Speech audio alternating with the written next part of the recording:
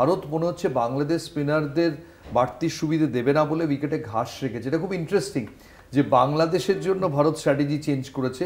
এটা বাংলাদেশের একটা, আমি বলবো যে বড় একটা বিজ্ঞাপন বাংলাদেশ ক্রিকেটের, যে ভারত তাদের জন্য স্ট্র্যাটেজি চেঞ্জ করে ঘাস রেখেছে উইকেটে, 3 জন পেসার রেখেছে। গৌতম গম্ভীর আরেকটা চেঞ্জ করেছেন, যখন 3টে উইকেট পড়ে যায় আমরা জানতাম KL রাহুল নামবেন ঋষভ পান্ত, তখন বাহাতি জয়সওয়াল ব্যাট করছিলেন।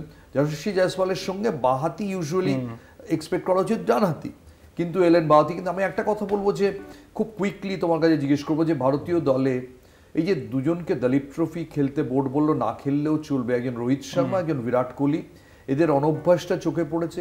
ঋষভ পান্ত মাঠে নামলেন বোধহয় 700 দিন বাদে, বিরাট কোহলি 500 দিন বাদে। ভারতীয় ব্যাটিংয়ে কিন্তু আজকে এরা না ধরলে, অশ্বিনরা না ধরলে আজকে কিন্তু খুব সমস্যা হয়ে যেত।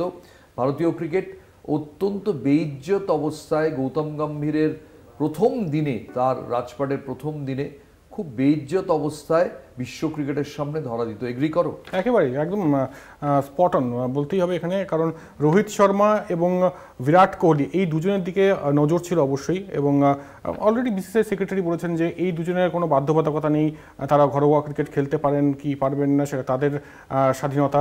কিন্তু সেটা কিন্তু দেখা গিয়েছে আজকে যে তাদের যে সমস্যাটা হচ্ছে, এবং বিরাট কোহলি আরও একবার সেই একই রকমভাবে আউট হওয়া, এবং তারপর কিন্তু সোশ্যাল মিডিয়ায় তিনি 6 রান করেও ট্রেন্ডিং, এটা অবাক কাণ্ড। আর রোহিত শর্মারও সেই একই রকম আউট। আর সব মিলে এটাই বলার যে হয়তো ফার্স্ট টেস্ট ফার্স্ট ইনিংস এখনই কিছু বলা ঠিক হবে না।